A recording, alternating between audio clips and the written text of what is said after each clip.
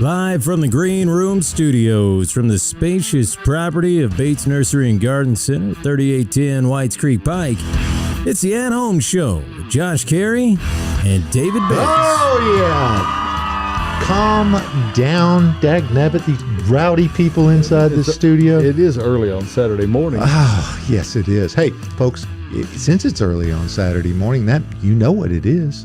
It's time for the At Home Show. Well, I think you're right. Howdy doody here. Howdy doody here. Howdy doody here. Well, I'm sure that means something to somebody, but Somewhere, sometime, in some sort of envelope. So without further ado, where are we coming to them from, David Well, Bates? we're coming live from the Green Room Studios here at Bates Nursery and Garden Center, and we tend to talk about landscaping and home improvement. We take questions in over our social media connections. We have many and varied, and we'll be reviewing those as we get into the program. And like and share on all of those platforms, please. Yes, we're still depending on the almighty algorithm to do something at some point. It's What do they call it? Organic?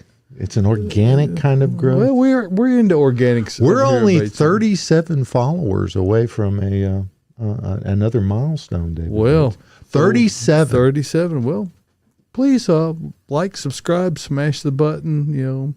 Shake the dog, wake the neighbors. Do something like that. Make them get out. In the meantime, however, let's talk about the weather. And I want to call your attention to this gray bar at the top of the screen here that says active advisory.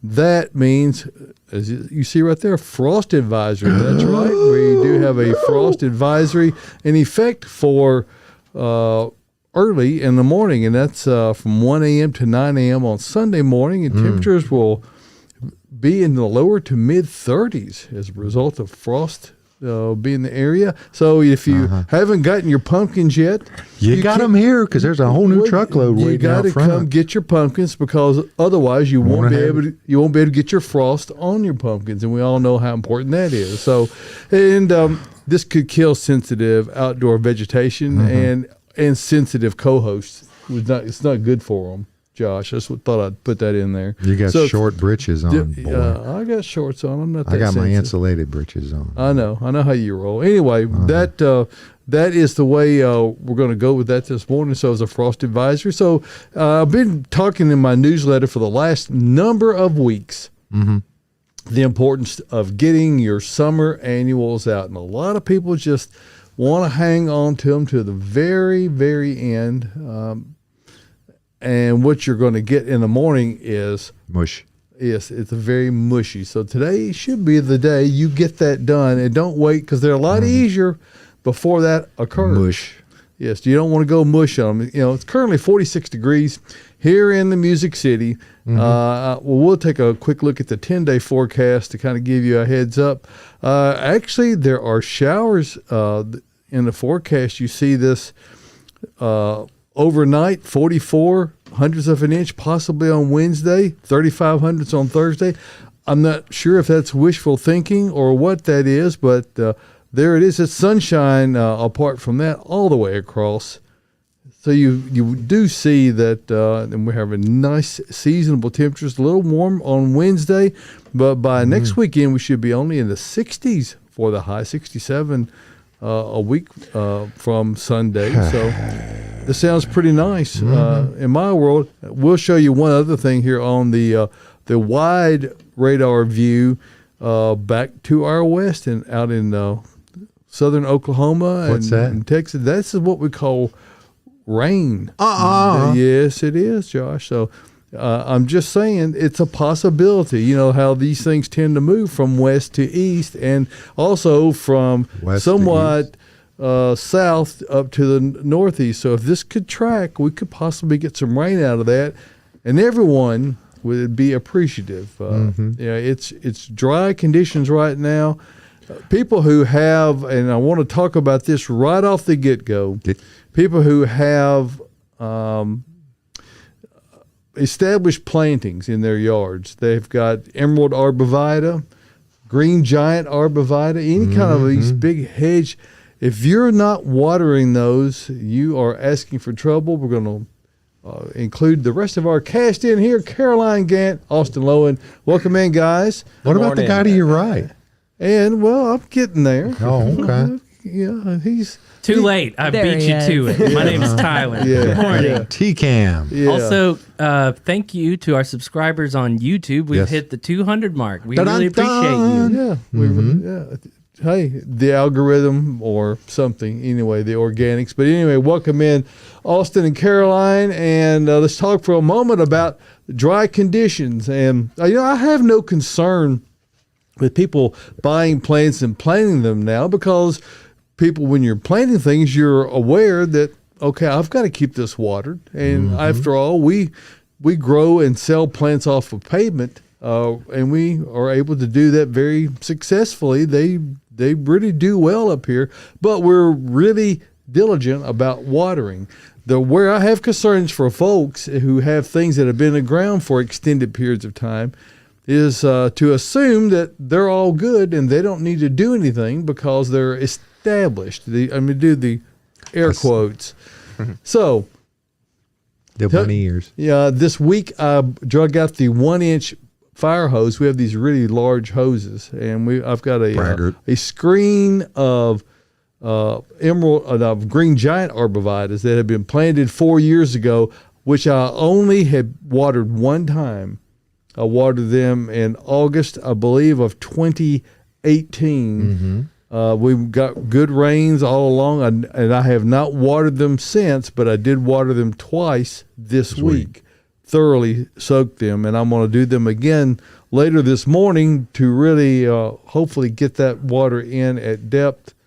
There's a lot of people, and I got a couple of, I wrote about it in my newsletter this week about the need for people being mindful of that, and I got several notations from folks who had lost some emerald arborvitaes who were not staying on top of it, and unfortunately that could happen to a lot of folks. So Just like that, too. I mean, yes, quick. Well, and if you're looking keenly at it, and Austin, I don't know whether you have noticed or not, but the color on those emerald arborvitaes that we have that's kind of on this berm, they're sitting kind of on this ridge, they were starting to look that strange color, that little bit lighter. And as soon as I watered them, thoroughly soaked them, they came back to that deep green. So I got to them just at the nick of time. Well, you did good, because as you know, and I know, once they go that color, it's a couple days after that, and then they're off color bad. Yes. So yeah, it's this kind of, I don't know if white is the word, but it's this off green, this kind of whitish cast that's across the whole plant. it looks peaky. It does. It just looks off. And unfortunately, like we said, and there was a news story written about this, about arborvitaes around Middle Tennessee, and yeah, big established ones have gone. I mean, died. That article kind of blamed all sorts of things, though, didn't it? I didn't actually read all of it, Right. But it was mainly talking about the heat and the drought that we had this year early in the spring, which is pretty rare for us. So yeah, a lot of big ones died, which is rare for established plants. But arborvitae is certainly the exception. It has a shallow root system, and it does not find its own water very well. So yeah, like David said, you need to water them even if they're established. Yeah, they don't ever really get, quote, established. No. They really only have the surface moisture available. Right now, according to my friends who work in the dirt business, and I mean the excavators, they say that we're still at dust a foot down. We don't hit moisture until we Good time get for a below. perk test, though. Yeah, If possibly. you need to get a perk test done, let's get it done. Yeah, your chances are good. You're going to that- get well. Yeah. So, I'll also add oak leaf hydrangea. Mine in my yard, you could see the wilt happening, and when that happens, you probably need to give them some water too. They're way better about telling you when they're dry for Yeah, sure. they just look real sad, and even though they're putting on a little fall color, they're just like, I can't do it, man. I can't make it. Yeah, and speaking of fall Sorry. color, that's probably only going to exist in the yards that we have around, because the hillsides, what you see right now is what you're going to get, mostly yellow and brown. The dry soil conditions in the hillsides have pretty much negated any chance of having a nice color show this fall, because it's really dry, and we're at the point where rainfall will certainly be appreciated. Perhaps we can get that rainfall a half 3/4 of an inch, anything, we'll take it at this point. And be careful if you decide on this cold, chilly night to go out and start a fire in the backyard. You need to be very careful. Very, very careful. There's a lot of, we don't talk a lot in this part of the world about fire ban, hazard. And if you go out west, and I was just out there a few weeks ago, you see a lot of indications. They're very mindful of that, but they have drought conditions that seem to be in perpetual perpetuity, I should say. Perpetual perpetuity. They just continue on and on, so we can get a little forgetting about the possibility for something really bad to happen. Right.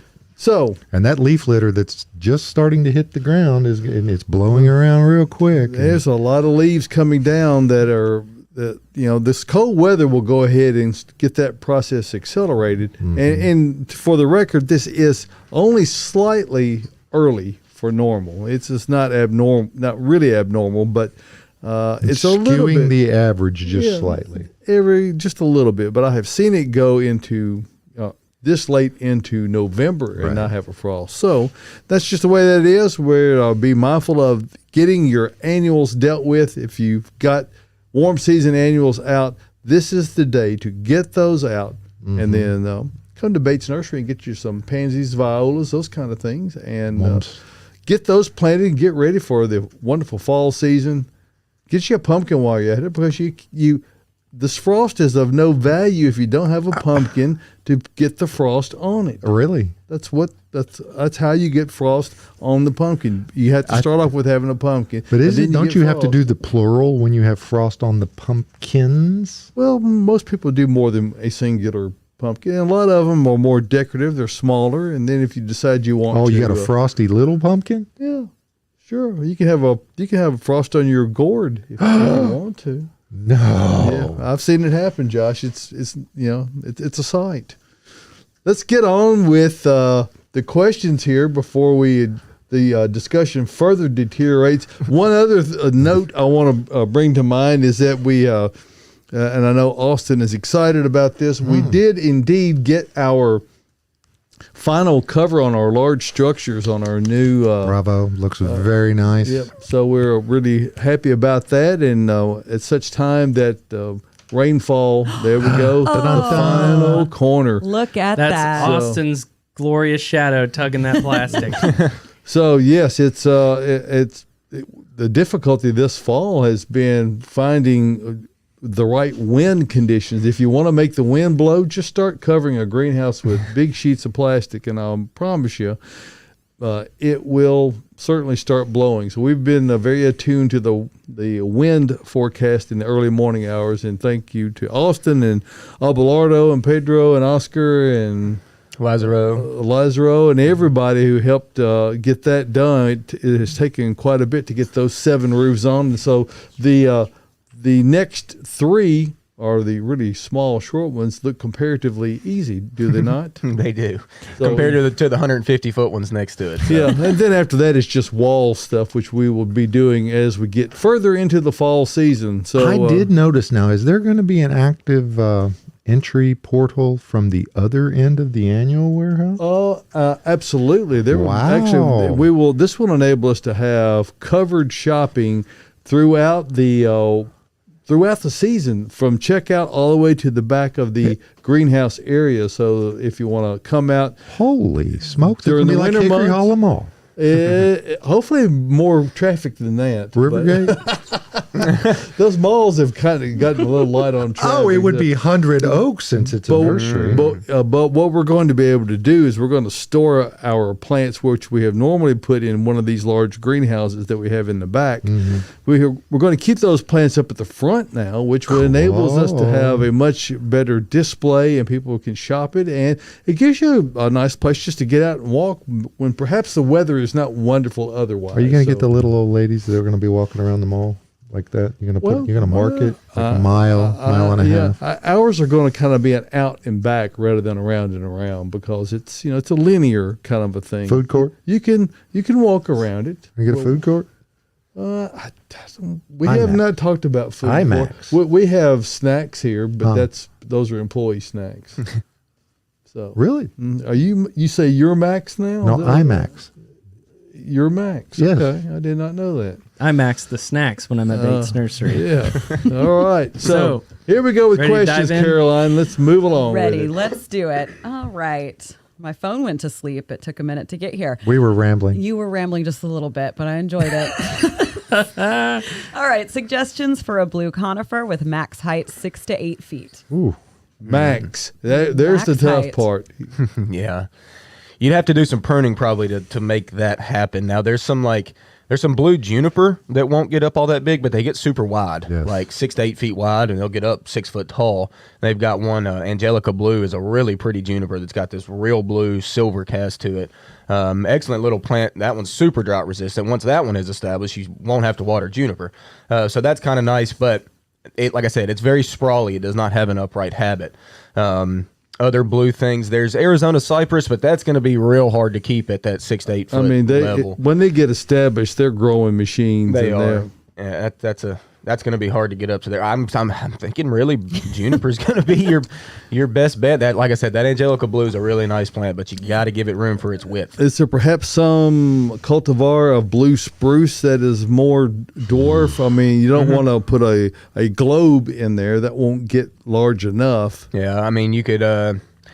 We have some on a standard, but that means it's a single stem to a little round canopy atop of that. That would be a good way to do it. That could be cool within the blue spruce world. And it gives you opportunity for planting other things underneath. Absolutely. If you don't, you're going to really be losing the bang for that. And, if you wanted to be redundant, you could plant something else blue underneath, but you might want to go with something very contrasting and, create a highlight situation. Maybe put golden cypress or gold mop, those kind of things underneath would be a very colorful look. And this is the great time of year for conifers. This is where they really show their stuff because they're the plant that people don't usually think about when they're talking about color. But for fall and winter time, conifers do it better than any other plant. I mean, there's just And that new growth next spring is that all makes it. But I really like the look of the fall color that you get on a great many arborvitaes, some of your spruce. Many things get a lot of color, and you don't associate wintertime that we are approaching now with those kind of things. And so if you're looking for flowers, people want something that flowers all year long. It really does not exist in this part of the country. So what you got, Caroline? All right. Can I prune my redbud tree right now without hurting it? I'd prefer you to wait until the leaves drop off. And also, redbuds are early spring bloomers. So whenever you cut over the wintertime, you are cutting off active flower buds for the spring. So you're not going to get as good of a show. Now, if you're okay with that, then it's certainly fine to prune that over the winter.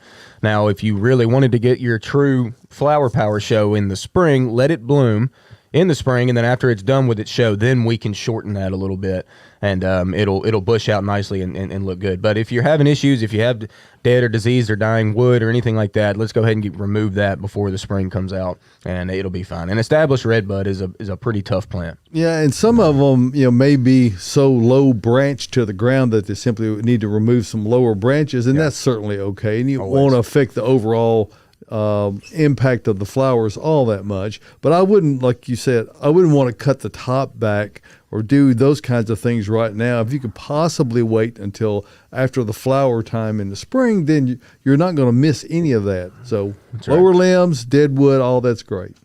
All right. We got a limelight hydrangea question. Oh, man. I don't know if we had one last week, so it's exciting. When is it too late to plant a limelight hydrangea? Well, 3:30 is. You can almost get 4. Yeah. Almost 4. All right. When it comes to hydrangea, limelight may be the winner of just hardiness. I mean to tell you, once you get them in, they're going to be there for a while. There's no bad time to plant a hydrangea. Mine is like kind of the dead of the summer next year. I don't really like that with hydrangeas just because you've got to work so hard to keep them moist, as you go out and water them almost every other day. So planting them in the fall, this time of year, let them go dormant over the winter and then come back in the spring. It's way better to do that. And plus you can enjoy their flower show next summer if you do that. So plant a hydrangea anytime. Just avoid the dead of the summer. Mm-hmm. Yeah, they're hardy. I dug mine up in the middle of winter, then let it sit on my driveway for a month and then planted it. Yeah, and I'm they telling look you. gorgeous right now. I'm telling But I bet you kept it watered very well throughout that rained. time. I didn't. you. Well, you said though you dug out a massive amount of roots too. I mean, you said the roots were insane, right? Yeah, it was huge. It was I think a 5-year-old limelight, 3 of them. I dug them up, but again, it was in the winter. The whole plant was dormant. I did put one in a kiddie pool that had water. The other 2 just sat on the ground. In a So I kiddie just wanted pool. to kinda Now, you see don't. how Let me it get this went. right. You don't have children, right? No, Okay, I'm not. Okay, no further questions. She has a cat though, right? Yeah. So I it's a do. I kitty have. pad. I have guess- a farm Kitty cat. pool. Yeah. I guess a kiddie she pool likes would make to- a very nice large container for, and it's hard to find containers in blue. I guess Yeah. with flowers painted on the side. It's good for Nemos. watering all of my plants that are still in pots. I can just set it in the kiddie pool, especially if I'm going out of town for a couple days and it's hot. Oh, I So- got you. I do Okay. that all Yeah. the time. I've got like 3 kiddie pools. You probably And- do because yeah. you have 8 children. kitties. But it is a great way to water when you leave. You're right. I mean, just set the pots in there. You know, pots and soil act like a wick. So you set them in the bottom and they get moisture at the bottom. It's going to work its way up through the dirt. So, Oh, yeah. great way to water especially if you're leaving. So everyone go buy a kiddie pool. And they're fun to swim in. I was about to say, Caroline, you're kiddie pool size, so That's right. So I can fit in you one. don't need a big pool. I can float around. Guys, we've got a comment on Oh. the At Home Show page and a question, and it's from Thad. Thad tells us that, good morning, gents. This is my final morning listening to y'all as a Nashville resident. I will now be a founding member of the Pensacola Bradford Pear Eradication Society. Which leads me to my question. What is a slow, painful way to kill a Bradford pear without my wife suspecting me of the tree's demise? Well, I is think fun. that anytime you see one die, someone's got to be a suspect because the one thing they do well is live.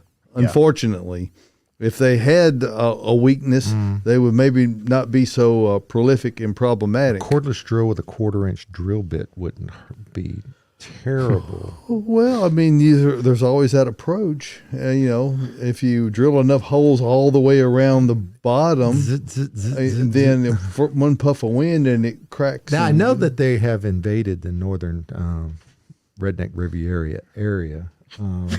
They The area. Riviera. I like that. Yeah. Riviera. But they're not particularly prolific. Redneck Rivy area. That's perfect, is it not? It is. I I've don't thought about think that. you're going to see them a lot down there. No. There won't be an issue It's a down there. little What windy about- sometimes of the year too. What about girdling them? That's You what I was just about to peel the bark and It- cut all the way around the outside of the trunk. You got to make a cut, but that is definitely a slow way to do Yeah, it. you could. Yeah, you need to Kinda take out about a hides. 2-inch section all the way around. But if you don't do enough, they'll simply heal over the top of it. You know, so it's just easier to go ahead and put them out of their misery. Yeah.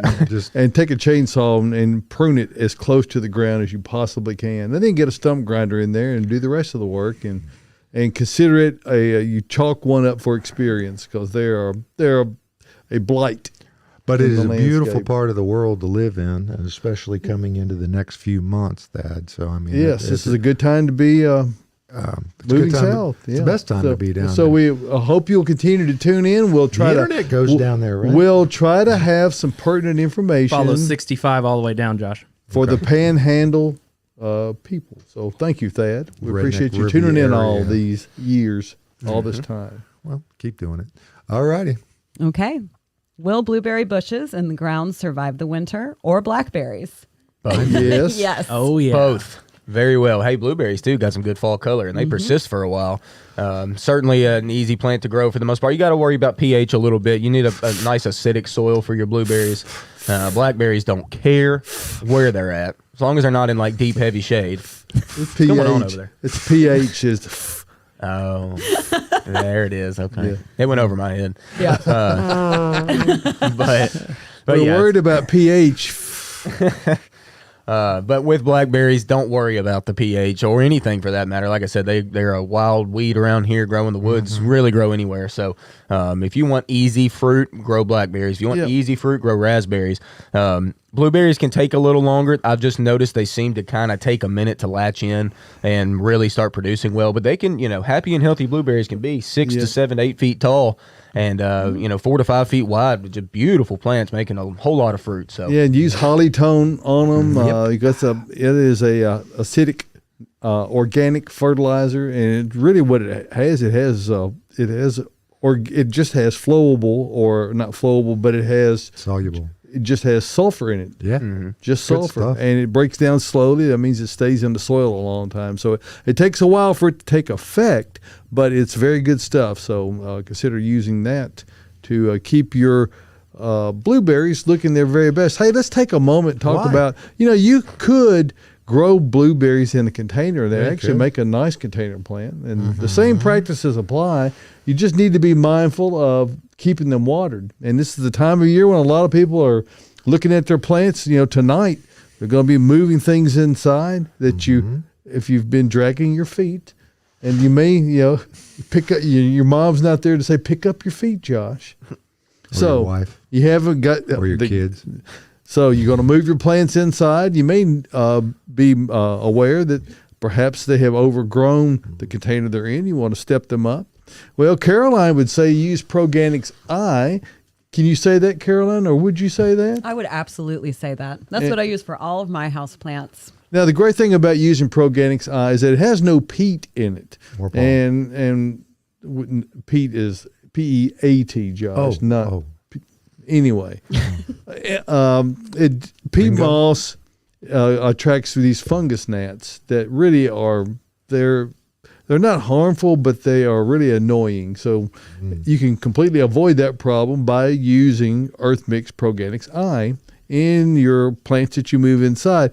Now, there's no peat in any of the Earth Mix products. It's 100% organic, and regardless of which product you use, you can be assured of getting the very best results on the plants that you put in the ground. Now, I will say this, for folks who have used it in and around the soil preparation, Earth Mix Landscape, let's say in particular, you're really seeing the benefits at this time of year. Now, it doesn't mean you don't have to water, but what it does do is add enough organic material to the soil to allow it to be more hydroscopic, to enable it to be able to hold on to more moisture and give you a little bit of relief from the frequency of watering, and also will allow that water to penetrate in and not simply run off. So Earth Mix products are great for anything you're planting, and they're only available at the best garden centers around Middle Tennessee, Kentucky, independent garden centers. You can't find them at box stores. So,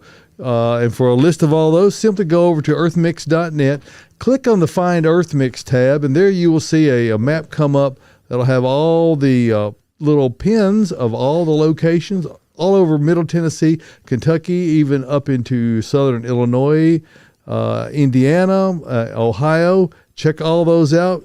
You can zoom right in, and then when you click on it, such as Redmond's Garden Center up in Lexington, it'll give you a complete list on our website of what products they carry, so you can not only go to the location nearest you, but get the products that you are looking for to satisfy the need that you have in your garden. So just remember this, success in gardening begins at the ground level when you use Earth Mix garden products. And we appreciate you giving us a moment to discuss that and help you have success in gardening. Now, would it be time to show my homework that I did this week, or do you want to wait? Tyler? Yes. Okay. That's a Tyler question, because I'm not, he's the one that actually makes that happen. Are you saying you would like me to oblige a visual aid? See? There's the So we visual can aid. see it? That's the language that I speak. All right, boom. Well, wow, It's a slow anticlimactic, boom. huh? Okay, there it is. All right, Josh, tell us what we're looking at here. Now, there's some examples of why you might want to use Earth Mix garden products. Now, what are we seeing here in this image, David Bates? Well, I see just like some... This is an example of 4 different new construction building lots in Rockefeller County. the old joke that I usually tell is that in new construction sites, they go in and they scrape all the topsoil off, and they sell it to somebody down the Or move it road. down the And road. then they just put a skim of it back over. Now here, I'm not picking on we're not picking on any here individual. they have gone all the way down to bedrock, and then they're simply reapplying the subsoil, which is Good place for arborvitae. There, with that shallow root system. I and think as my dry as- back is starting to hurt as the more I look at this photo. Now, again, there is an example of a pile of topsoil, don't you? top. So that is soil that is That's on the- top. That's but that's the biggest screened material Yeah, I think I've that's- ever seen. What are you running? About a 4-inch screen on that? that looks All to be this much. having to say now again, look at the grade there, and look at that skim coat of topsoil that they have there on the neighbor's The yard. picture that's on the right that has the green stuff on it. I don't know if you can scoot to the right a little bit, Tyler, but that image right there, you see green. There is sod that has been put on top. So you're getting sod, which is a good thing. Yeah, for- and it's great. The problem you're going to have is that it's what's underneath is going to dry out quickly. So It's going to drain well. Whoever That's- lives in areas like this, I'm not saying you can't grow plants in there, but I think to your point, Josh, is that soil preparation for whatever you plant is going to be a really big deal. And if you fail to prepare your soil properly, you're not going to have much.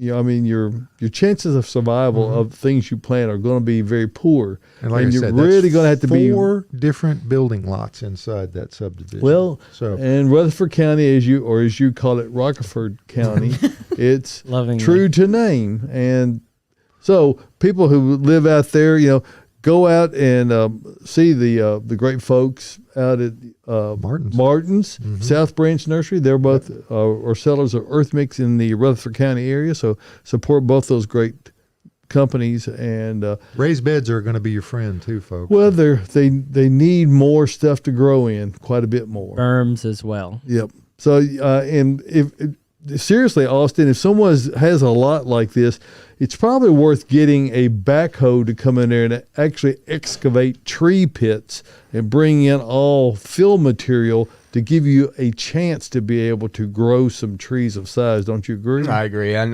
one of my very first questions I ever ask people if we're redoing a landscape or doing one is, do you live in a new home, or is the home been there for a while? Because that's certainly a question we need to know, because if you have the topsoil, that what we're talking about mixed with the rocks and such, you've got to amend that, or you're not going to have good success. So yeah, like I said, that's one of the first things we need to know whenever we're doing that. That'll dictate how much soil you're actually going to need to bring in. You're going to spend $300 or $500 on a beautiful Japanese maple as a feature plant, folks. You got to do something. Yeah. And I think a lot of people who would live in areas like this should be considering container gardening options as well. Caroline, do you not agree with that? Absolutely, I do.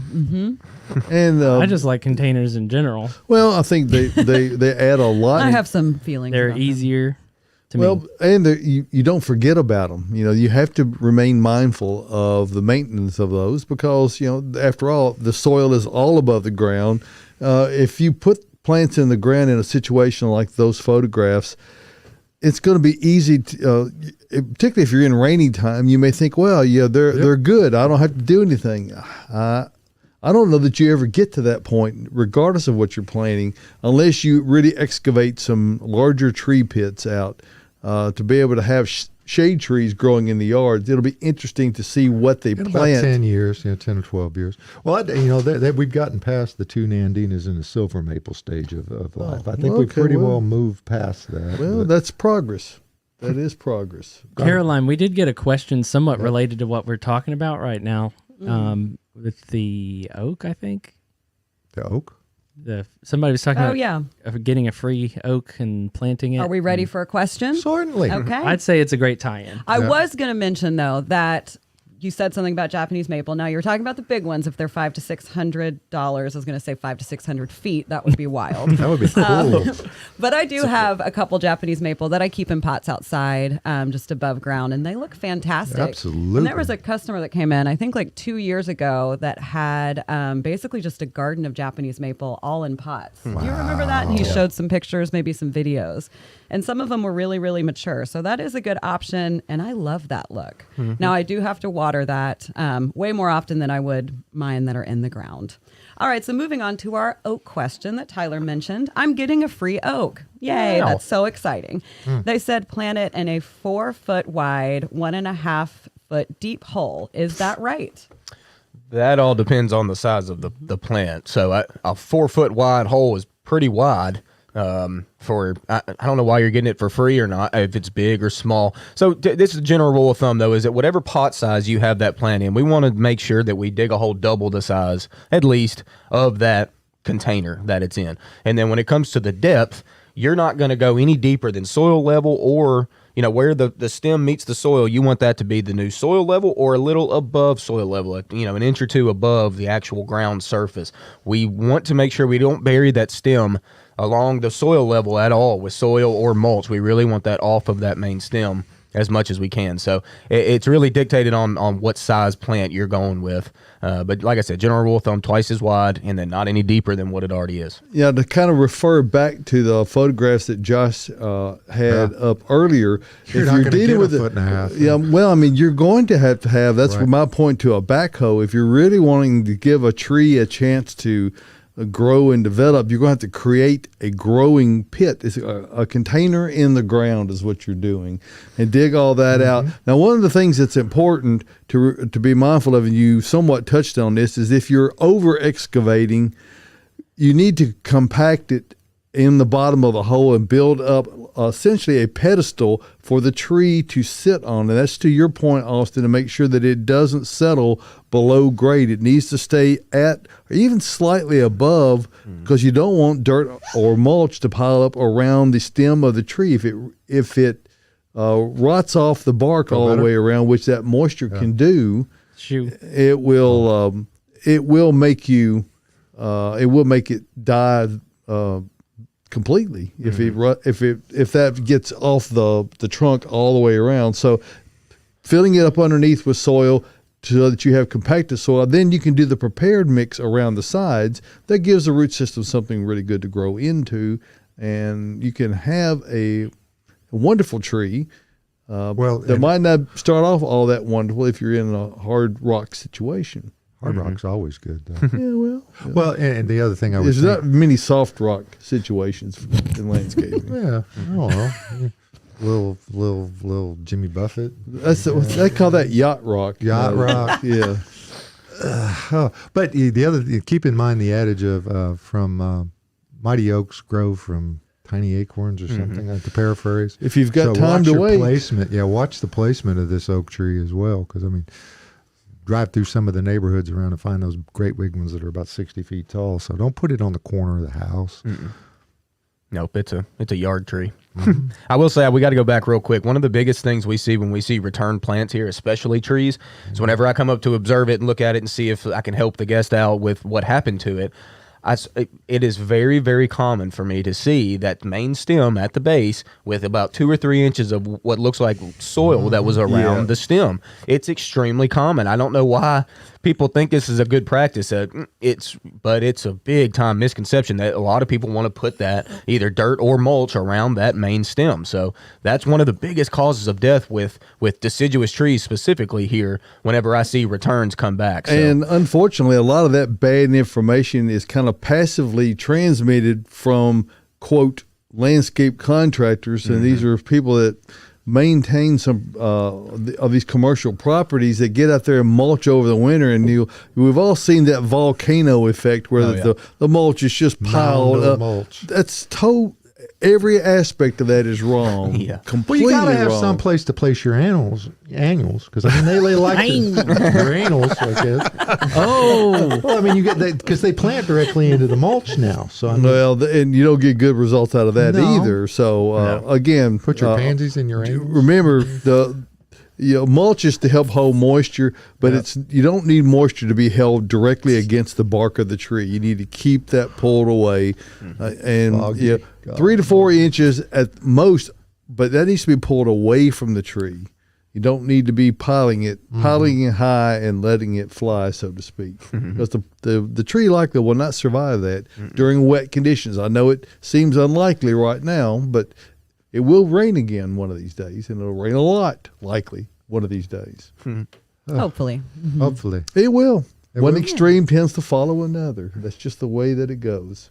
I'm ready for rain. And So I am bet I. y'all are ready for another question. Yes, we Yes. are. Here we go. How to create new flower beds while dealing with Bermuda grass.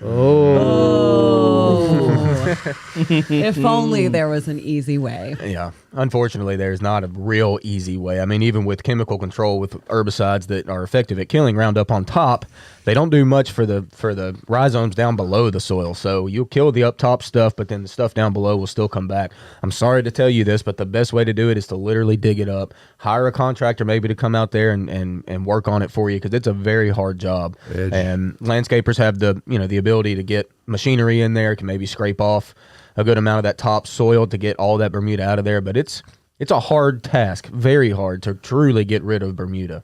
Now, one of the best ways to do it during the growing season. Now, Bermuda has rapidly gone dormant, not because of cold weather or short daling, just because it's been so dry. But during the growing season, if you put black plastic over the top of it, I'm talking about heavy black plastic, and leave it on there for a few weeks, it will absolutely sterilize the soil. Now, it doesn't mean it won't still creep back in, Yeah. and that's the downside. You can kill off the vegetation and even the rhizomes underneath, because it will get up to 140 degrees underneath that black plastic. But it will at least clean the slate, and you can do it without chemicals that way. But you can't do that now because it's already too late in the season. So for next year, that's a good point to keep in mind. When I Yeah, so built- you could take your black plastic and create your bed around your house. Make curves in it, make whatever create a bed in the dead of the summer whenever it's just horribly hot, and then come fall, that Bermuda will be pretty much toast, and then you can plant right into it. Now, I'm not saying you might not get a few sprigs back in the spring, but at least it'll be manageable. You at will that point. always get a few Yeah. sprigs back. right. Always, 100% of the there. time. But, and again, what I did with my raised beds is, as I was constructing the beds, I actually took landscape fabric, went inside the perimeter of the box, stapled the landscape fabric to the inside of the box, and then I mulched around the perimeter on the outside of the box. And then you still got Bermuda. And then I grass. still got Bermuda. Yeah. Okay. But and you got to stay ahead of it. If you watch it as you're going along, you see that first sprig snatch. I mean, you just got to be out there when you're working with it. But it did help, but it did not stop it, period. No. Yeah. It requires constant maintenance having a border with Bermuda with any bed. Even when you edge or when you dig out, and I would even say a 4-inch. I mean, it will span a 4-inch gap over quite a period of time. Yeah. But you could wedge in on one side and then create a sharp edge on the other, so you kind of have like this intersection going on. That's backwards on This the camera. Yeah. So basically, on the flower bed side, you have it slope into a hard edge, and then that way it's going to try and rhizome off, but it'll kind of hang, and you can trim that back. You know what I like to do? I've got a rock border around one of my beds on the left side of my home, and I've got an area where Bermuda is there, and it likes to try to creep in. So I've gotten to the point now where I just take a weed eater and I scalp it about 3 to 4 inches away from that rock. Now, some people can't stand that look. It does not bug me at all to have just kind of a dirt kind of path, right around the rocks that are at the border. It just helps me out. I don't have to weed near as much, and it like I said, it looks a little scalped, but it really helps me. It's like Well, a having to tiny pull it. fairy trail. Yeah, Well, it's like a little path. And you just go ahead and concede to Bermuda grass that it's going to do what it's going to do. It's going to win. Yep. It will beat you. If there is available sunlight and even a single sprig, it will survive. Yep. Just like that passion flower I planted by my house. All right. There was some scribbling going on next to me before we started the show, and I'm wondering what was going down on that piece of paper. What's in bloom? With Austin. All right, what's in bloom? Not a ton, but here at the nursery, certainly pansies and mums. Y'all, get your pumpkin spice. Come on out. Get your pumpkins, your pansies, and your mums. It is time for fall. We've even got bales of straw to throw out there. I mean, it's time to start decorating. It's looking good. Our greenhouse looks really, really nice. Some that you don't think of as much, but they pop up this time of year is certainly asters, which are closely related to mums. Mostly purple out there, but in pinks, but they are surely showing off. One that is one of my favorites, anemone, is such a pretty little plant. It blooms in the fall. If you're unfamiliar, it's got dainty little blooms that sit way atop the foliage. It's even a common name is called windflower, and it just kind of blows in the breeze, and it's a great little fall plant. It's a spreader. Be careful with it because it can kind of spread. It also spreads by rhizomes, and it can kind of creep around the bed, so be a little bit careful with anemone, but certainly good to grow. And then also, I wanted to shout out Mama's treeform hydrangea again because I tell you, I saw it 2 days ago, and it is gorgeous. It's going. It's finally going. It's pure white, and then it's about half pink at the tips. And since I did that mid-season pruning on it, it's gotten so many more blooms on it. They're a little bit smaller, but they are beautiful, and they've got that two-tone look. It is in full show right now. See, I believe that's a very desirable look. I do too. My mom loves it. She's already told. She's like, I want you to do this every year from now on. I'm like, all right, we're gonna do it because they're all standing up tall, looking great, and that color is just getting nice. So that's what I got for what's in bloom. But I did want to speak on something. There is some fall color happening, and I wanted to share a phenomenon that I've noticed. So Virginia creeper is a vine that you never really notice during the growing season all that much. But whenever trees start to go dormant, I say this because we've got a big cottonwood on the corner of the property over here. There's Virginia creeper that's creeping up it, and it goes beautiful red. I mean, beautiful. So start looking around town and look at some of those trees and see this vine that's just racing up to the top of them. They'll grow about as tall as the tree will. I mean, almost indefinitely. But right now, the scarlet red of that Virginia creeper is beautiful. So take a look around town and see if you can see that because it's a sight to see. And remember, Virginia creeper has 5 leaves. Poison ivy has 3. That's right. And if you don't know the difference and you're allergic to poison ivy, you should know the difference. Just rub it on. Because they do look very similar from a distance. Yes, they do. And they also like the same growing conditions, so they frequently commingle. You may think there's only Virginia creeper in there, and there's actually poison ivy hiding in with it. So, hey, let's take a moment here and talk about where we're broadcasting from today and every Saturday. Bates Nursery and Garden Center. This is our 90th year of business, our emerald anniversary, as I like to say. And since 1932, we've been bringing Nashville and Middle Tennessee the most diverse selection of plant material for any landscape situation. We're always working towards expanding that. As we talked about at the outset of the program, we just finished covering the last of our large new shade-covered structures. So we've got those up. We have also got more plants than you can ever imagine. We've got Japanese maples. Yes, we've got every other kind of tree you could think of. So for those of you who are associate fall with tree planting, you are correct. And now is the time. We have everything you could possibly think of. So come on out and see us. We really appreciate you bringing photographs of your area that you're working with. It helps us to get an idea of about the size of your area and what you already have in there, and help us to help you get the right plants in the right place the first time, because that's the way we do it at Bates Nursery and Garden Center. And we're big on helping identify things such as the available light, what the drainage looks like. Of course, drainage right now is hard to determine because everything's dry unless you've really been watering it. So come out and see us, and we, of course, recommend you use Earth Mix Garden products. With everything that you put in the ground, you're going to have a lot easier time, much higher success rate by using Earth Mix Garden products. And Earth Mix Landscape in particular will do a great job on helping your new plantings get established. So we are conveniently located 1 mile north of Briley Parkway at exit 19 on Whites Creek Pike. Now that's just minutes from Rivergate, Opry Mills, Nashville West, and this, I promise you, it is worth the drive no matter where you're coming from. So come out and see us. We're open from 9 until 4 Monday through Saturday, noon to 4 on Sundays. Beautifying Nashville since 1932, Bates Nursery and Garden Center. And we've really got a lot of great things, but really what we have a huge amount of is expertise. We've got a staff here. You've got a number of them here in studio, and we have a lot of other folks 3. out on the lot. Yeah, 4. and also, if you want to get a little more insight on what's going on here, I do that weekly newsletter. If you click right there where it says read the newsletter, this week's was titled Just Add Water. And I don't think it can be said more succinctly than that. I do have a lot of good links in there too. We do a lot of other things outside of this broadcast on Saturday mornings.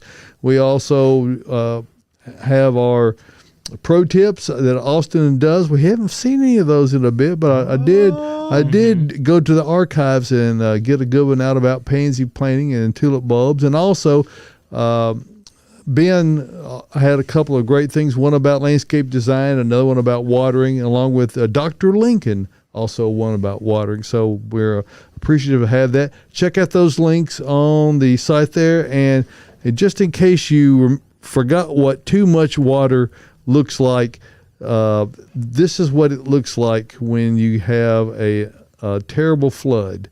So there's that.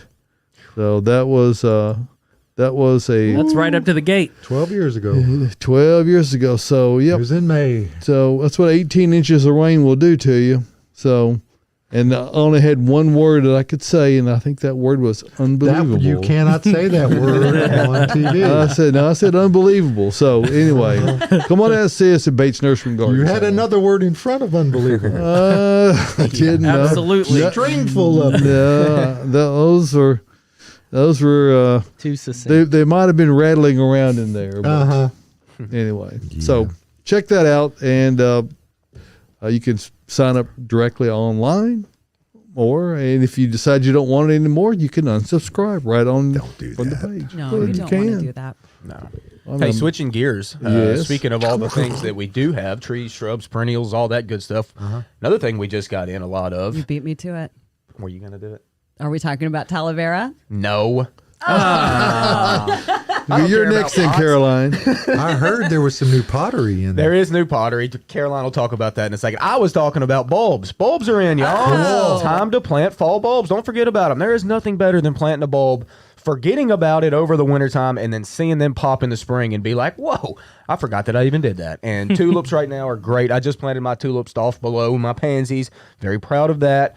And But like I in the said, pro Should tips, be. in the pro tips that I linked in the newsletter, you show that very application. Now you do it in the container. Yep. The same process works the same if you're doing them directly into the ground. Yes, definitely. So, now, I will say, look, they're a little bit expensive. They're not too bad. But when I planted my bulbs this year, I have what it's called a drill auger. And it's in a little auger that attaches to a hand drill that you can just, dig holes very Do that quickly. again.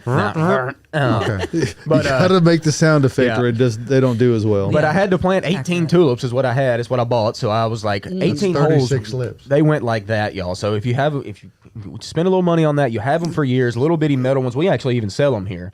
They attach right to your drill. Like I said, they're great with planting bulbs. If you've got a cordless drill, it's a must-have item. It and is. for planting anything from bulbs to ground covers, Or they annuals. are perfect for that. They And really it are.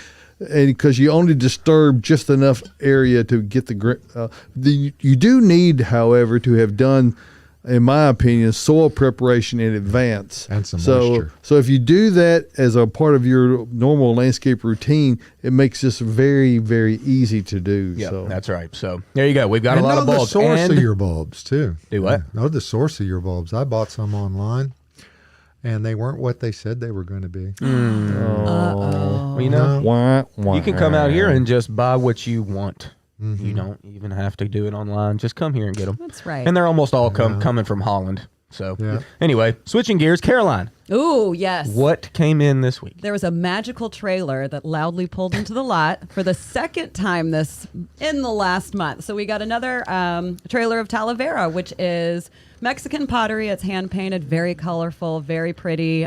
You just need to protect it in the winter.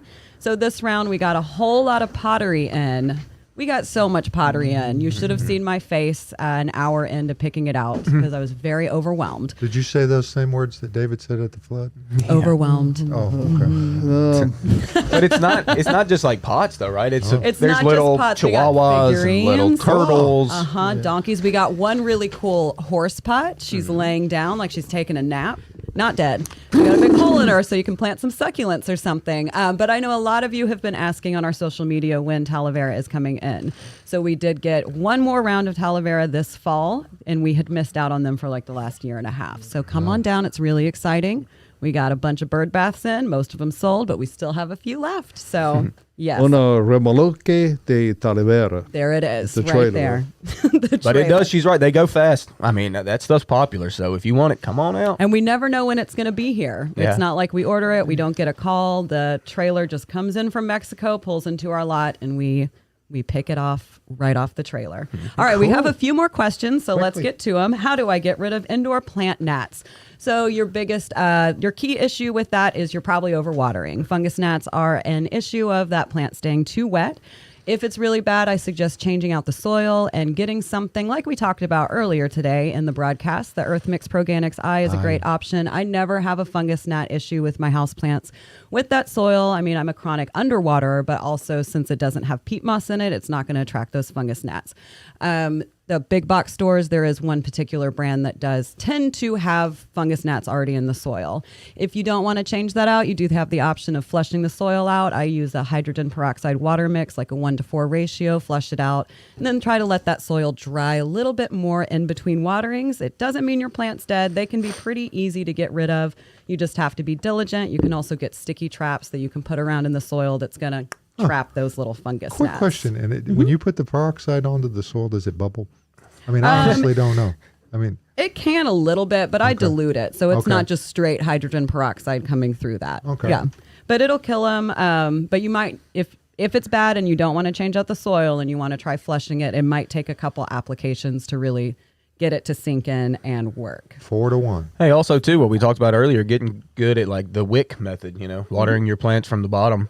Just let it wick up because, like she said, the soil moisture on top is what's the worst part with the fungus. That's where they're going to hang out. So try that method. Yeah. And they can be, I mean, they're unsightly and they're annoying, but, I would rather have fungus gnats than mealy bugs. And Linda wants to know on Facebook, is it time to take care of my yard's bald spots? Yes. Perfect time.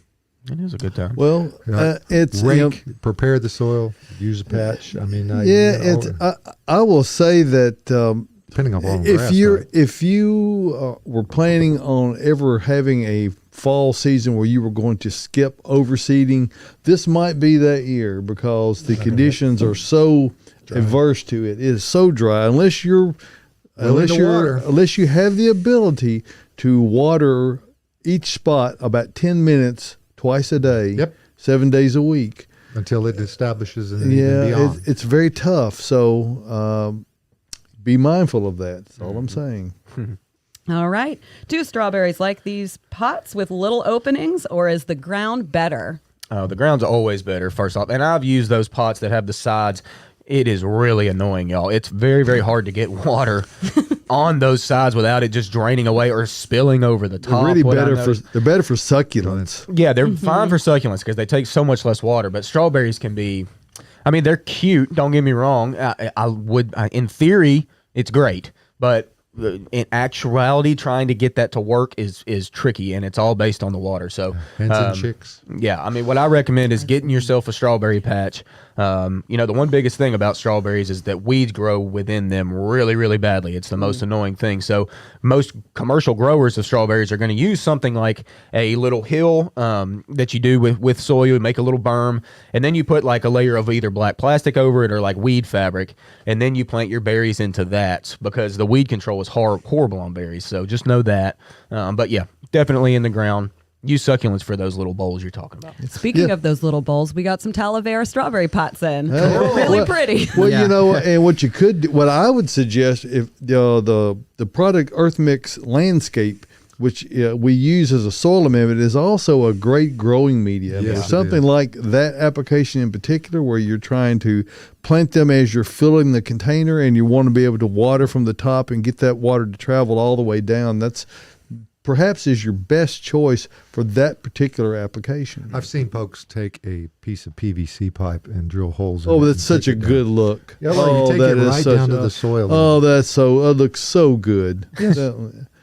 No, don't do that. PVC? Little coat of paint, some glitter. Yeah. Ooh, yeah, Maybe put there it some is. little Whirligig on whirly the gig. top? Yeah. You say glitter, I've Caroline. seen. I know. I'm all about it. Ooh, glitter, sparkly things. All right, let's try to get one more question in Quickly. before we end this. How to overwinter a macho fern? Worth trying. They keep calling Autocorrect them always mucho calls them ferns. mucho ferns, but I think we're talking about macho ferns. I'm not going to lose it like I did last week. They're really easy to try to overwinter. Yes, absolutely. It's worth trying. I would suggest just letting it go dormant. So if you have a garage or a basement that's going to stay, in the 40s, not get too cold, I would just cut that fern all the way back. You don't have to. You can let it die back, but it'll look prettier if you cut it back. Just let it go to sleep, basically. You don't need to water it very often, maybe just a handful of times just to make sure it's staying alive. But like I said, it's going dormant. Basically, it's going to sleep. It doesn't really need to be getting much of anything. It doesn't need sunlight. And then in the spring, once it warms up, stick it outside, thoroughly water it, and it should flush back out. So it's not going to take a lot of work. And if you have the space to do it, I would say give it a try. And there you go, folks. And we're going to find out how macho that fern actually is. Yeah, that's right. I'll tell you that. All right, music means that this edition of the At Home Show is coming to a close, but we want to thank you and encourage you to come back next Saturday morning because we're going to have another show. Oh, yeah. We're going to come to you here from the Bates Nursery and Garden Center in the Green Room Studios. And for all Absolutely. the at-homies in the room, we appreciate you once again for being here, and we'll see you next Saturday morning.